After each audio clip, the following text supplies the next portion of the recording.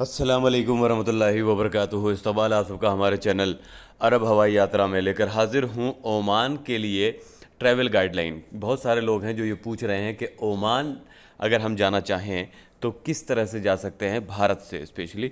तो भारत से ओमान में एंट्री के लिए कुछ गाइडलाइंस हैं और मैं इसमें पूरा बताने वाला हूँ क्या प्रोसीजर होगा, कौन से डॉक्यूमेंट्स लगेंगे, कौन सी एप्लीकेशन यानी ऐप जो है वो डाउनलोड करना पड़ेगा, कौन कौन सी एयरलाइंस हैं जो कि अभी ऑपरेट कर रही हैं ओमान के लिए, और फिर आप ओमान से भारत जब आएंगे तो क्या प्रोटोकॉल होगा, किस तरह से आपको आना होगा। ठीक है ना। तो वो तमाम चीज़ें तो हम अगर बात करें तो यहाँ पर लिखा हुआ है कि outbound travel to Oman from India suspended effective 24 April से ये सस्पेंड है आने वाली नेक्स्ट नोटिफिकेशन तक। लेकिन ये ओमानी नेशनल यानी कि जो ओमान के क्या कहते हैं शहरी हैं यानी नागरिक हैं वो और हेल्थ केयर वर्करों के लिए ये कानून लागू नहीं होता। Inbound travel to India is permitted from और वाया ओमान। आप इंडिया जा सकते हैं या तो ओमान से या वाया ओमान होकर। However, passengers who have transited through India in the last 14 days won't be accepted। कह रहा है कि अगर कोई ट्रांजिट हुआ है इंडिया के ज़रिया पिछले 14 दिनों में तो वो ओमान नहीं आ सकता, एक्सेप्ट नहीं होगा। अब हम आपको बता देते हैं कि किस तरह से और कौन कौन लोग, ख़ास तौर से वर्क परमिट वाले, एम्प्लॉयमेंट वीज़ा वाले और फैमिली वीज़ा वाले जो लोग हैं, फैमिली ज्वाइनिंग, वो जो है इंटर कर सकते हैं ओमान में। उसके लिए कुछ प्रोटोकॉल्स हैं जिसे फॉलो करना है और स्पॉन्सर जो होगा आपका यानी जो आपकी कंपनी है या फिर ऑर्गेनाइजेशन है उसकी तरफ से लेटर चाहिए होगा अगर आप वर्क वीज़ा होल्डर हैं या फिर हम कहें एम्प्लॉयमेंट वीज़ा होल्डर हैं।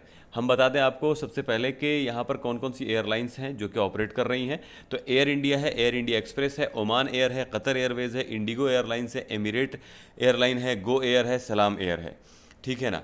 अब ये तो वो था जो लोग ओमान इंटर करेंगे तो उन लोगों के लिए तमाम ओमान के नागरिक इंटर कर सकते हैं। रेसिडेंट परमिट होल्डर जिसमें आता है वर्क वीज़ा, एम्प्लॉयमेंट वीज़ा और फैमिली ज्वाइनिंग वीज़ा। स्पॉन्सर का लेटर, कंपनी का लेटर या ऑर्गेनाइजेशन का लेटर चाहिए होगा। अब अगर आप भारत को जाना चाहते हैं ओमान से तो क्या है, इंडियन नेशनल जो कि भारतीय नागरिक है वो, ओसीआई कार्ड होल्डर, ठीक है ना, जिनके पास कतरी पासपोर्ट है, या फिर वो तमाम बाहर के लोग फॉरेन नेशनल जो कि वर्क परमिट लिए हुए हैं या बिजनेस विजिटर्स हैं वो जा सकते हैं भारत में। अब क्या प्रोटोकॉल होंगे ओमान में इंटर करने के लिए, तो वो ये है कि जब आप ओमान में इंटर कर रहे होंगे तो international health insurance covering cost जो होना चाहिए कोविड-19 का वो आपके पास होना चाहिए। लेकिन ये किन पे अप्लाई नहीं होता ये इंश्योरेंस, वो जो कि ओमान के नागरिक हैं, जीसीसी नागरिक हैं या फिर पैसेंजर्स जिनके पास फ्री ट्रीटमेंट कार्ड है। अब उससे पहले आपको रजिस्ट्रेशन जो है वो मैंडेटरी है, वो भी ओमान पे अराइवल से पहले, और वो आपको करना है ई मुशरिफ पे। ठीक है ना। वहाँ आपको जो है अकोमोडेशन भी बुक करना होगा होटल में, और पीसीआर टेस्ट जो है वो ओमान में आपको कराना होगा जो कि 25 ओमानी रियाल का है। ठीक है। और आपको तरसुद प्लस डाउनलोड कर लेना है।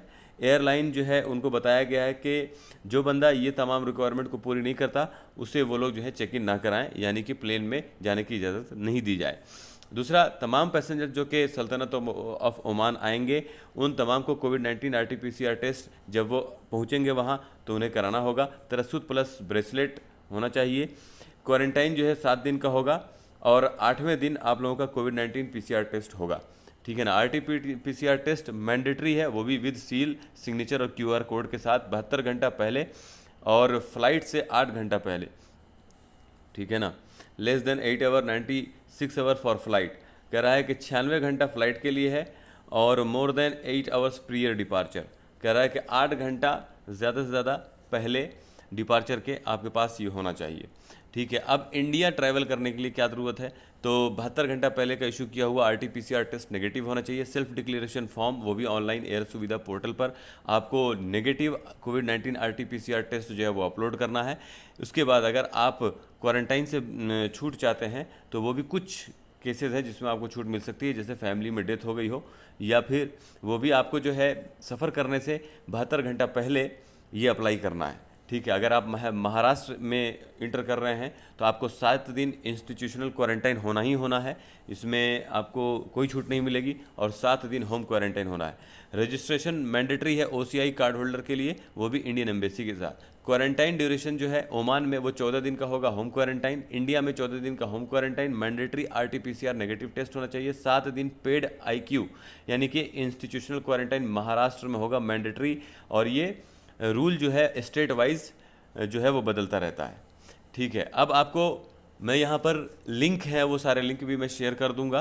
ख़ास तौर से अगर आप क्या कहते हैं ओमान जाने वाले हैं तो बहुत सारे लिंक हैं, वो तमाम लिंक मैं आपको वीडियो के डिस्क्रिप्शन में दे दूंगा। और फिर भारत अगर आप आ रहे हैं ओमान से तो उनके लिए भी लिंक है, जैसे कि एयर सुविधा पे जो लिंक है वो सब आप जो है यहाँ से ले सकते हैं।